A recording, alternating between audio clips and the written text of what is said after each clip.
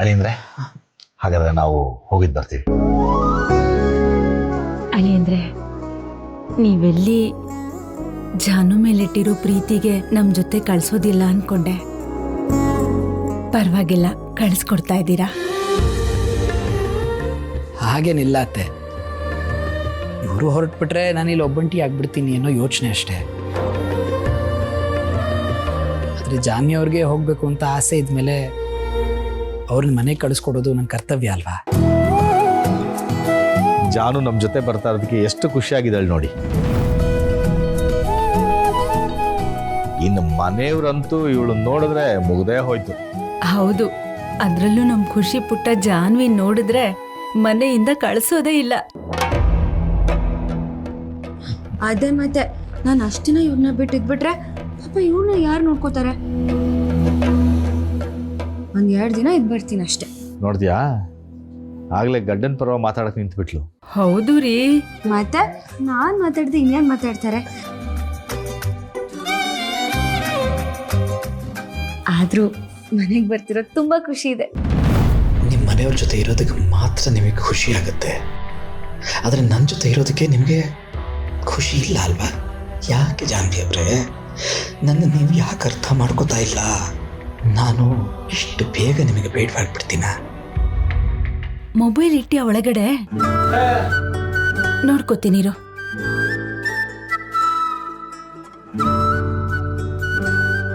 ಮಾವ, ಎಲ್ಲರೂ ತಿಂಡಿ ತಿನ್ಕೊಂಡು ಹೊರಡೋರಂತೆ. ರೆಡಿ ಮಾಡಿದ್ದೀನಿ, ಬನ್ನಿ ಬನ್ನಿ ಬನ್ನಿ.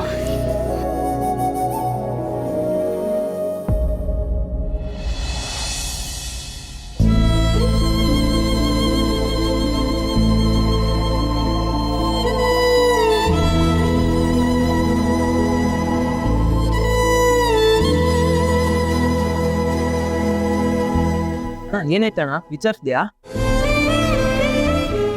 ಇಲ್ಲ ಹೋಯಜ, ಅವ್ರು ಹೇಳಿದ ನಿಜ ಕಣೋ. ಚೆಕ್ ಅಂತ ಕಣೋ, 9 ಲಕ್ಷ ಹೋಯ್ತಲ್ಲ. ಮೋಸ ಆಗ್ಬಿಟ್ಟೆ ಕಣೋ, ಮೋಸ ಆಗ್ಬಿಟ್ಟೆ. ಸಮಾಧಾನ ಮಾಡ್ಕೋಣ.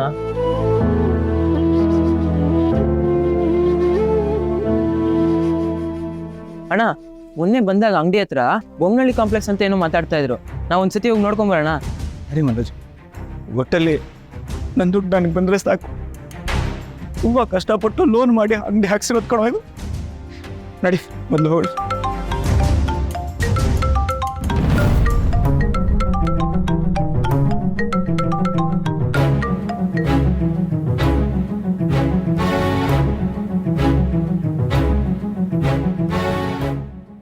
ಹಾ ಬೇಬಿ.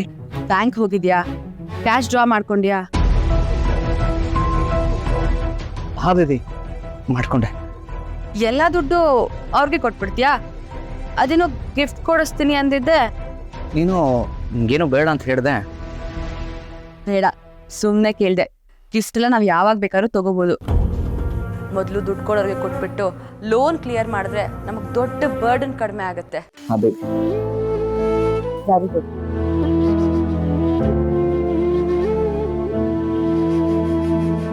ಅಣ್ಣ, ಈ ವಿಷಯ ಯಾಕಣ್ಣ ಅಕ್ಕಂಗೆ ಹೇಳಿಲ್ಲ? ಹೇಗೆ ಹೇಳೋ ಮನೋಜ, ಹೇಗೆ ಹೇಳಲಿ? ತುಂಬ ರಿಸ್ಕ್ ತಗೊಂಡು ಈ ಅಂಗಡಿ ಹಾಕ್ಕೊಟ್ಟಿದ್ದಾಳು ಅವಳು. ಈ ನೋಡಿದ್ರೆ ನಾನು 9 ಲಕ್ಷ ಕಳ್ಕೊಂಡು ತಿಂತೀನಿ ಕಣೋ. ಇದು ಯಾರಿಗಾದ್ರೂ ಗೊತ್ತಾದ್ರೆ ನಾನು ಕೆಲ್ಸಕ್ಕೆ ಬಾರದೇ ಇರೋನು ಅಂತ ಊರು ತುಂಬ ಮಾತಾಡ್ಕೋತಾರೆ ಕಣೋ.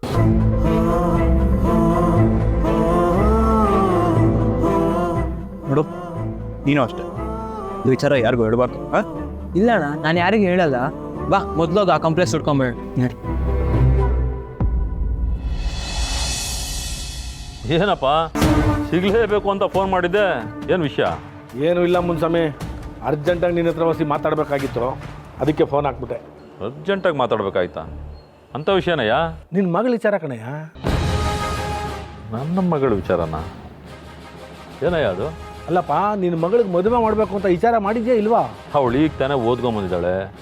ಈಗಲೇ ಮದುವೆ ಆಗಿದ್ವಿ ಅಂದರೆ ಏನನ್ನು ಕೂತಾಳೋ ಏನೋ. ಆದರೂ ಸುಮ್ಮನಿರೋಕ್ಕಾಗತ್ತಾ? ಹೆಣ್ಣೆತ್ತವ್ರು ಅಲ್ವೇನಪ್ಪ? ನೋಡು, ನಿನ್ಗೆ ಯಾವುದಾದ್ರೂ ಒಳ್ಳೆ ಸಂಬಂಧ ಗೊತ್ತಿದ್ರೆ ಹೇಳು, ಮಾಡಿ ಮುಗಿಸ್ಬಿಡೋಣ. ಮುನ್ಸ್ವಾಮಿ ನಿನ್ನ ಮಗಳನ್ನ ನನ್ನ ಚಿಕ್ಕ ಮಗ ಸಿದ್ದೇಗೌಡಂಗೆ ಯಾಕೆ ಕೊಡಬಾರ್ದು ಅಂತೀನಿ.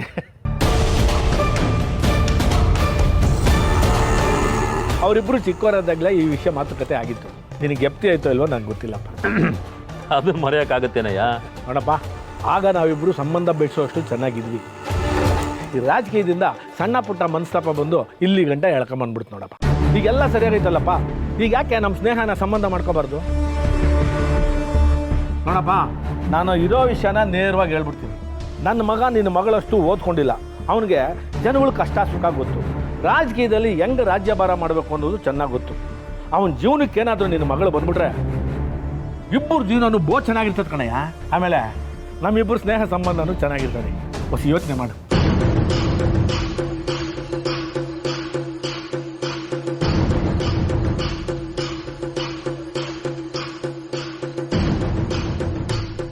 ಏನು ಮಾತಾಡ್ತಾನೆ ಇಲ್ಲಯ್ಯ ಮುನ್ಸೊಮ್ಮೆ.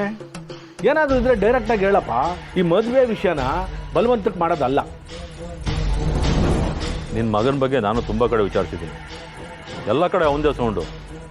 ಇದ್ದರೆ ಇಂಥ ಮಗ ಇರಬೇಕು ಅಂತ ನಾನು ಎಷ್ಟೋ ಸಲ ಅಂದ್ಕೊಂಡಿದ್ದೀನಿ. ಆದರೆ ಏನಯ್ಯ ಮುನ್ಸೊಮ್ಮೆ? ನೋಡಿ ಜೋರಗೌಡ, ನನ್ನ ನಿರ್ಧಾರಕ್ಕಿಂತ ನನ್ನ ಮಗಳ ಒಪ್ಪಿಗೆ ಮುಖ್ಯ. ಒಂದು ಕೆಲಸ ಮಾಡೋಣ, ನಿಮ್ಮ ಮನೆಯವ್ರನ್ನೆಲ್ಲ ಕರ್ಕೊಂಡು ನಮ್ಮ ಮನೆಗೆ ಊಟಕ್ಕೆ ಬಂದ್ಬಿಡು. ಇಬ್ಬರು ಕೂತು ಮಾತಾಡಲಿ. ಎರಡೂ ಕಡೆಯಿಂದ ಒಂದು ಒಳ್ಳೆ ಅಭಿಪ್ರಾಯ ಬರುತ್ತೆ. ಆಮೇಲೆ ಏನು ಮಾಡಬೇಕು ಅಂತ ತೀರ್ಮಾನ ಮಾಡೋಣ. ಆದರೆ ಒಂದು ವಿಷಯ, ಏನೇ ಅದು?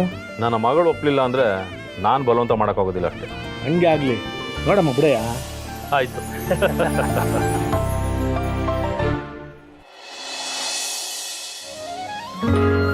ಜಾನು, ಬೆಳಿಗ್ಗೆ ಇನ್ನ ಬರಲಿಲ್ವೋ? ಟೈಮ್ ಆಯಿತು. ಅಷ್ಟರು ಬಂದ್ರು.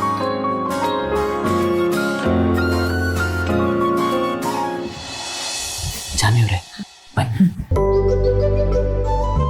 ಅತ್ತೆ ಮಾವ, ನಿಮಗೋಸ್ಕರ ನಾವು ಬಟ್ಟೆಗಳನ್ನು ತಂದಿದ್ದೀವಿ. ಮನೆಯವ್ರಿಗೂ ಎಲ್ಲ ಕೊಡಿ. ದಯವಿಟ್ಟು ಇಲ್ಲ ಅನ್ಬೇಡಿ, ಪ್ರೀತಿಯಿಂದ ತಂದಿದ್ದೀವಿ. ಯಾಕಳಿ ಅಂದ್ರೆ ಇದೆಲ್ಲ?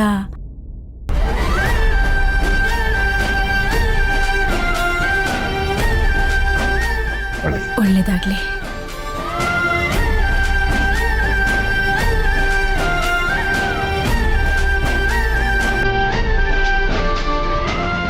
ಅಳಿಯಂದ್ರೆ, ನಮ್ಮ ಕಡೆಯಿಂದ ಇದೊಂದು ಚಿಕ್ಕ ಕಾಣಿಕೆ. ಇದೆಲ್ಲ ಯಾಕೆ ಮಾವ? ಅಳಿಯಂದ್ರೆ, ಅದು ಮೊದಲನೇ ಸಲ ನಮ್ಮ ಮನೆಗೆ ಯುಗಾದಿ ಹಬ್ಬಕ್ಕೆ ಬಂದಾಗ ಇದನ್ನ ಕೊಡೋ ಸಂಪ್ರದಾಯ. ಆದ್ರೆ ಅವತ್ತು ನೀವು ಅರ್ಜೆಂಟಾಗಿ ಹೊರಟ್ಬಿಟ್ರಲ್ವಾ, ಕೊಡಕ್ಕಾಗ್ಲಿಲ್ಲ. ಅದಕ್ಕೆ ಇವತ್ತು ಕೊಡ್ತಾ ಇದ್ದೀವಿ. ದಯವಿಟ್ಟು ತಗೊಳ್ಳಿ. ಹಾಗಾದರೆ ಇದನ್ನು ಕೊಡೋಕ್ಕೆ ನೀವು ಅಲ್ಲಿಂದ ಬಂದ್ರ? ಅತ್ತೆ, ನನಗಿದು ಯಾವುದೂ ಬೇಡ. ನೀವೆಲ್ಲರೂ ನಮ್ಮ ಮನೆಗೆ ಬಂದ್ರಲ್ಲ, ನಂಗೆ ಅಷ್ಟೇ ಸಂತೋಷ. ಅಳಿಯಂದ್ರೆ, ನೀವು ಉಡುಗೊರೆ ಕೊಟ್ರಿ, ನಾವು ಸ್ವೀಕರಿಸ್ತು. ಹಾಗೆಯೇ ನಮ್ಮದು ಒಂದು ಚಿಕ್ಕ ಉಡುಗೊರೆ ನೀವು ಸ್ವೀಕರಿಸಿದ್ರೆ ನಮಗೂ ಸಂತೋಷ ಆಗುತ್ತೆ. ನಿಮ್ಮ ದೃಷ್ಟಿನಲ್ಲಿ ಇದು ಚಿಕ್ಕದಿರ್ಬೋದು, ಏನೋ ನಮ್ಮ ಯೋಗ್ಯತಾನುಸಾರ ಕೊಡ್ತಾ ಇದ್ದೀವಿ. ದಯವಿಟ್ಟು ಇಲ್ಲ ಅನ್ಬೇಡಿ, ತಗೊಳ್ಳಿ. ಮಾವ, ನೀವು ಕೊಡೋ ಯಾವ ವಸ್ತುನೂ ನನ್ನ ಚಿಕ್ಕದು ಅಂತ ಅನ್ಸಲ್ಲ. ಈ ಉಂಗುರಕ್ಕೆ ನೀವು ಬೆಲೆ ಕಟ್ಬಹುದೋ ಏನೋ, ಆದರೆ ಅತ್ತೆ ಕೊಡೋ ಕೈ ತುತ್ತಿಗೆ ಬೆಲೆ ಕಟ್ಟಕ್ಕಾಗತ್ತಾ?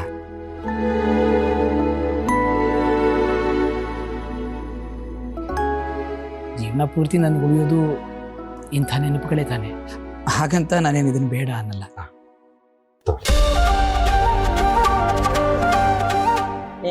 ಜಾನು, ನಿನ್ ಗಂಡನಿಗೆ ಉಂಗುರ ತೋಡ್ಸೆ.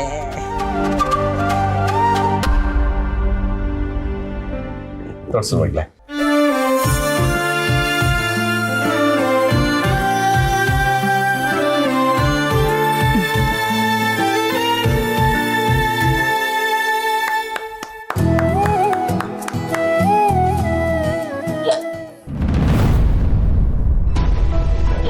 ಅಯ್ಯೋ ಜಾನು, ಏನಾಯ್ತಮ್ಮ?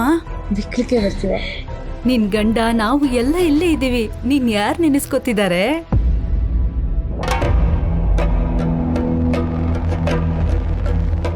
ಈಗ ಹೊರಟಿದ್ರಲ್ಲ, ಮನೇಲಿ ಇರೋರೆಲ್ಲ ಇವಳನ್ನೇ ನೆನೆಸ್ಕೊತಿರ್ತಾರೆ. ಅದಕ್ಕೆ ಬರ್ತಾ ಇದೆ. ಮೇಲ್ಗಡೆ ಸ್ವಲ್ಪ ಮೇಲ್ ನೋಡಮ್ಮ, ಆಗ ಸರಿ ಹೋಗುತ್ತೆ.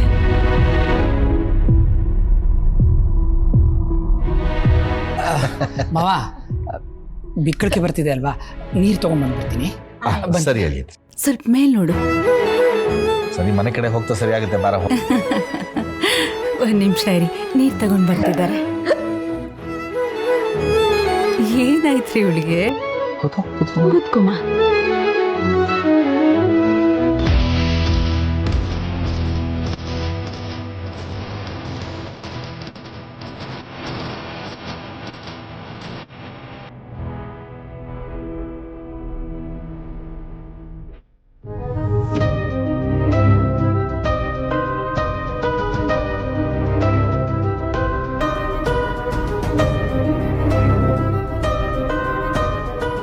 ಜಾಹ್ನವಿ ಅವರೇ, ನೀವು ಹೇಗೆ ನನ್ನ ಬಿಟ್ಟು ಹೋಗ್ತೀರಾ ನಾನು ನೋಡ್ತೀನಿ.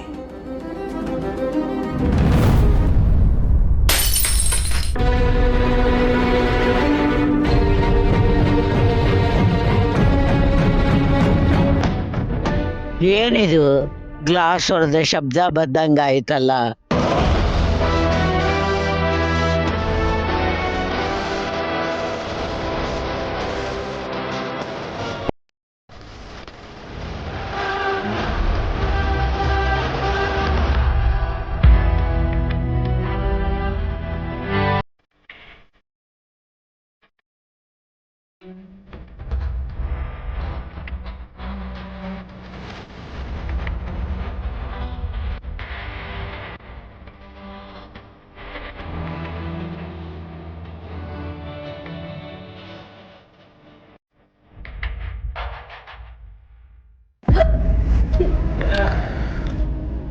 ನಿಲ್ತಾನೆ ಇಲ್ವಲ್ಲ ಬಿಕ್ಕಳಿಕೆ.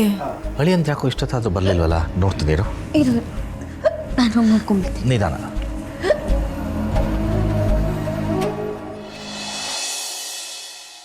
ಲೇ ಸಿದ್ದೇಗೌಡ, ಮರಿಗೌಡ, ಎಲ್ಲಿದ್ದೀರ ಮೇಲ? ಅಪ್ಪಾಜಿ, ಅಮ್ಮಿ, ಇವತ್ತು ಮಧ್ಯಾಹ್ನ ಒಬ್ರು ಮನೆಗೆ ಊಟಕ್ಕೆ ಬರೋಕೆ ಕೇಳವ್ರೆ. ಎಲ್ಲರೂ ಬಿರ್ಬಿನ ರೆಡಿ ಆಗ್ಬಿಡಿ.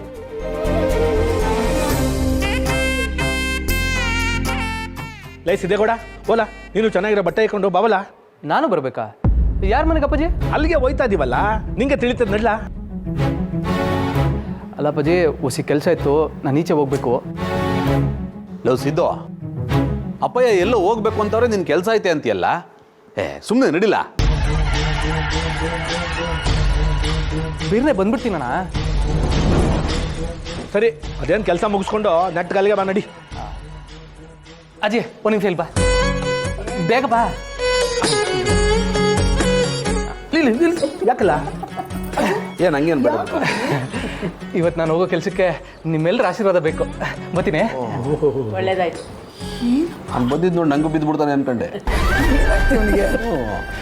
ಅಮ್ಮಿ, ಇವತ್ತು ನಾವು ಯಾರ ಮನೆ ಊಟಕ್ಕೆ ಹೋಗೋದು ಅಂದ್ಕೊಂಡಿದ್ದೀರಿ? ಆ ಮುನ್ಸ್ವಾಮಿ ಮನೆ ಕಣಮ್ಮಿ.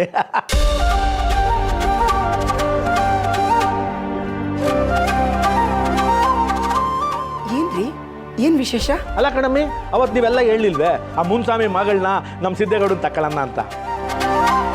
ಆ ವಿಷಯನ ಅವನ ಹತ್ರ ಮಾತಾಡಿದೆ. ಅದಕ್ಕೆ ಅವನು ನೀವೆಲ್ಲ ನಮ್ಮ ಮನೆಗೆ ಒಂದು ಕಿತ ಊಟಕ್ಕೆ ಬನ್ನಿ, ಹುಡುಗ ಹುಡುಗಿನೂ ಒಂದು ಕಿತ ನೋಡ್ಕೊಳ್ಳಿ, ಮಾತಾಡಲಿ, ಎಲ್ಲ ಸರಿ ಹೋದ್ರೆ ಆಮೇಲೆ ಕೂತ್ಕೊಂಡು ಮಾತಾಡಮ್ಮ ಅಂತ ಹೇಳ್ದ. ಎಲ್ಲ ಒಳ್ಳೇದೇ ಆಯ್ತು ಅಲ್ಲೇನವ?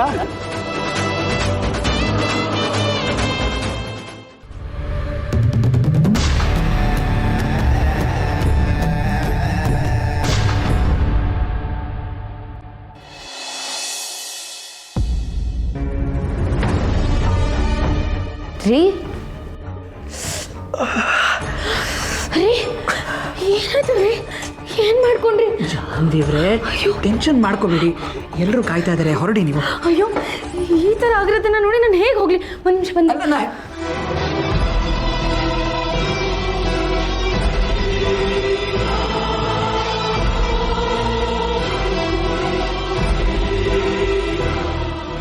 ಏನ್ ಮಾಡ್ಕೊಂಡ್ಬಿಟ್ರಿ? ಆಗೋಯ್ತು.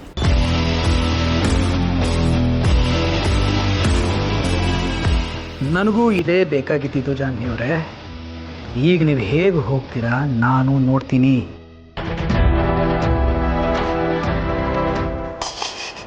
ಆಗೋಯ್ತು.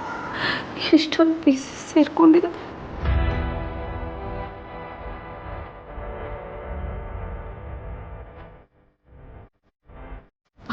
ಆಗೋಯ್ತು.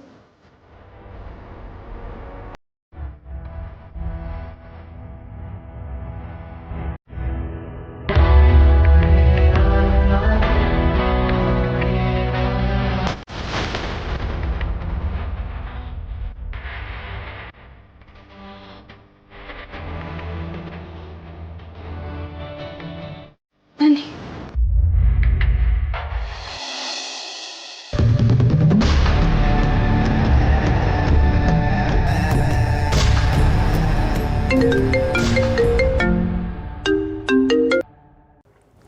ಹಾಯ್ ನೀಲು. ಹಾಯ್ ಸೋಪಿ. ನಿನಗೊಂದು ಗುಡ್ ನ್ಯೂಸ್. ಏನೇ ಅದು? ಪೂರ್ವಿ ಮತ್ತು ಸಿದ್ದು ಮದುವೆ ವಿಚಾರ ಮಾತಾಡೋಕ್ಕೆ ಅಂತ ಇವತ್ತು ಮಧ್ಯಾಹ್ನ ಮುನ್ಸ್ವಾಮಿ ಮನೆಯವರು ನಮ್ಮ ಮನೆಯವ್ರನ್ನ ಊಟಕ್ಕೆ ಕರೆದಿದ್ದಾರೆ. ವಾವ್, ಹೌದೇನೆ? ಎಸ್. ಬಟ್ ಸೋಪಿ, ಇದ್ರ ಕ್ರೆಡಿಟ್ ಎಲ್ಲ ನಿನಗೆ ಸಿಗಬೇಕು ಅನ್ನೋದಾದರೆ ನೀನು ನಾವೆಲ್ಲ ಮುನ್ಸ್ವಾಮಿ ಮನೆಗೆ ಬರೋದಕ್ಕಿಂತ ಮುಂಚೆ ಅಲ್ಲಿರಬೇಕು. ಆ್ಯಂಡ್ ನಾವು ಅಂದ್ಕೊಂಡಿರೋದೆಲ್ಲ ಪೂರ್ತಿ ಆಗೋ ಹಾಗೆ ಮಾಡಬೇಕು. ಕರೆಕ್ಟ್. ಸರಿ ಕಣೆ, ನಾನು ಇವಾಗಲೇ ಹೊರಡ್ತೀನಿ. ಶ್ಯೂರ್. See you. ಹಾಂ, ಬಾಯ್. ಸಾರಿ ಸೋಪಿ, ಇದನ್ನೆಲ್ಲ ನಾನು ನಿನಗೋಸ್ಕರ ಮಾಡ್ತಾಯಿದ್ದೀನಿ ಅಂತ ಅಂದ್ಕೋಬೇಡ. ಇದು ನನ್ನ ಮನೆ ರಾಜಕೀಯ. Everything is fair in love and war ಅಂತಾರಲ್ಲ ಹಾಗೆ ನನ್ನ ಗಂಡನ ಉದ್ಧಾರಕ್ಕೋಸ್ಕರ ನಾನು ಮಾಡ್ತಿರೋದು.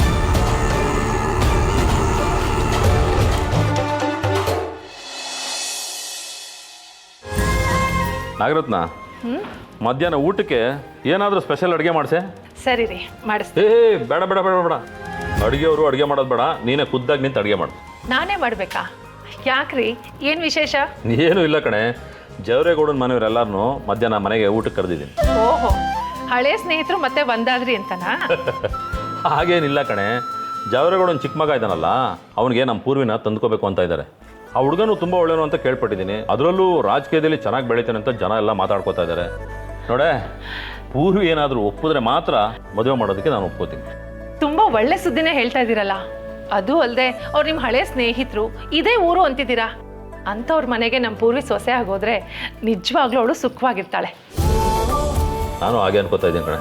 ನೋಡು, ಮೊದಲು ಅವರೆಲ್ಲ ಮನೆಗೆ ಬರಲಿ, ಹುಡುಗ ಹುಡುಗಿ ಒಬ್ಬರನ್ನೊಬ್ಬರು ನೋಡಲಿ, ಆಮೇಲೆ ಏನಾಗುತ್ತೋ ನೋಡೋಣ. ಹೌದು ರೀ, ಮುಂದೆ ಜೀವನ ಮಾಡೋದು ಅವರಿಬ್ಬರೇ ತಾನೇ. ಮೊದಲು ಒಬ್ರನ್ನೊಬ್ರು ಅವ್ರು ಒಪ್ಕೋಬೇಕು, ಆಮೇಲೆಲ್ಲ. ನೀನು ಹೇಳೋದು ಸರಿ ಕಣೆ. ನಾನು ನೋಡು, ಹೋಗಿ ಮೊದಲು ಪೂರ್ವಿನ ಮದುವೆ ಹೆಣ್ಣಿನ ಥರ ರೆಡಿ ಮಾಡಕ್ಕೆ ಹೋಗಿ. ಸರಿ, ಮಾಡ್ತಾನೆ. ಪೂರ್ವಿ, ಪೂರ್ವಿ.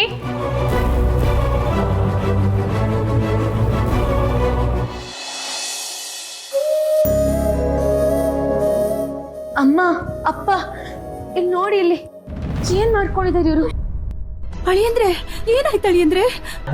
ಏನಿಲ್ಲ ಅತ್ತೆ, ಕೈ ಜಾರಿ ಗ್ಲಾಸ್ ಬಿತ್ತು, ತಗೊಳ್ಳೋಣ ಅಂತ ಹೋದೆ, ಗ್ಲಾಸ್ ಅಲ್ವಾ, ಹಾಗಾಗಿ ಚುಚ್ಚಿಬಿಡ್ತು. ಎಂಥ ಕೆಲಸ ಮಾಡ್ಕೊಂಬಿಟ್ರಿ. ಬನ್ನಿ ಆಸ್ಪತ್ರೆಗೆ ಹೋಗಿ ಬರೋಣ. ಅಯ್ಯೋ, ಅದರ ಅವಶ್ಯಕತೆ ಎಲ್ಲ ಏನಿಲ್ಲ ಮಾವ, ನನಗೇನೂ ಆಗಿಲ್ಲ, ನೀವೆಲ್ಲರೂ ಹೊರಡಿ. ಜಾನ್ವಿ ಅವರೇ, ಹೊರಡಿ.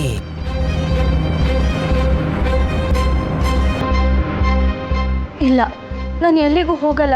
ಈ ಪರಿಸ್ಥಿತಿನಲ್ಲಿ ನಂಗೆ ಬಿಟ್ಟು ಹೋಗೋಕೆ ಮನಸ್ಸಿಲ್ಲ. ನಾನು ಮನೇಲೇ ಇರ್ತೀನಿ. ಜಾನ್ವಿ ಅವರೇ, ಎಲ್ಲರೂ ನೀವು ಮನೆಗೆ ಬರ್ತೀರಾ ಅಂತ ಸಂತೋಷವಾಗಿದ್ದಾರೆ. ಈಗ ನೀವು ನನಗೋಸ್ಕರ ಹೋಗಲಿಲ್ಲ ಅಂದರೆ ಸರಿಯಾಗತ್ತಾ? ನೋಡಿ, ನಾನು ಟ್ರೀಟ್ಮೆಂಟ್ ತೊಗೋತೀನಪ್ಪ. ನೀವು ಹೊರಡಿ. ನೀವು ಏನೂ ತೊಗೊಳಲ್ಲ, ಸುಮ್ಮನೆ ಹಾಗೆ ಬಿಟ್ಬಿಡ್ತೀರಾ. ಅದಕ್ಕೆ ಹೇಳ್ತಿರೋದು ಹೋಗಲ್ಲ ಅಂತ. ಹೌದು ಅಳಿಯಂದ್ರೆ, ಹೋಗೋವಾಗ ಈಗಿಲ್ಲ ಆದರೆ ಅದು ಅಪಶಕುನ. ಜಾನ್ವಿ ಎಲ್ಲಿಗೂ ಬರೋದು ಬೇಡ, ಇಲ್ಲೇ ಇರಲಿ. ಏನು ಮಾತು ಅಂತ ಆಡ್ತಿದ್ದೀರಾ ಅತ್ತೆ?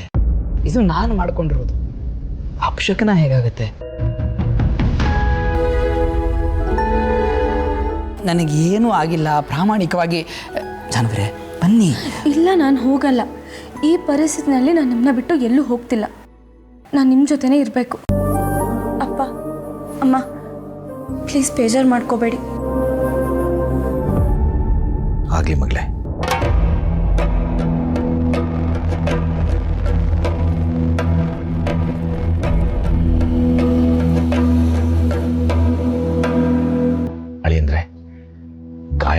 ಆದಮೇಲೆ 1-2 ದಿನ ಬಿಡು ಮಾಡಿಕೊಂಡು ಇಬ್ಬರು ಮನೆಗೆ ಬಂದು ಹೋಗಿ. ಸರಿ ಮಾವ. ಜಾನು, ನೀನ್ ಬರಲ್ಲ ಅಂದಿದ್ದಕ್ಕೆ ನಮಗ್ ಬೇಜಾರಿಲ್ಲಮ್ಮ. ಆದ್ರೆ ನೀನ್ ಗಂಡನ್ ನೋಡ್ಕೋಬೇಕು ಅಂತ ಹೇಳ್ತಿದೀಯಲ್ಲ, ಅದಕ್ ಖುಷಿ ಆಗ್ತಾ ಇದೆ. ಗಂಡ ಹೆಂಡತಿ ಸಂಬಂಧ ಅಂದ್ರೆ ಹೀಗೆ ಇರ್ಬೇಕು ನೋಡು. ಇಷ್ಟು ದಿನ ನೀನ್ ಚಿಕ್ಕ ಹುಡುಗಿ ಅಂತ ಅನ್ಕೊಂಡಿದ್ದೆ, ಆದ್ರೆ ಈಗ ನಿನಗೆ ಎಲ್ಲಾ ತರಹ ಜವಾಬ್ದಾರಿನೂ ಬಂದಿದೆ. ದಯವಿಟ್ಟು ಕ್ಷಮಿಸ್ಬಿಡಿ ನನ್ನ.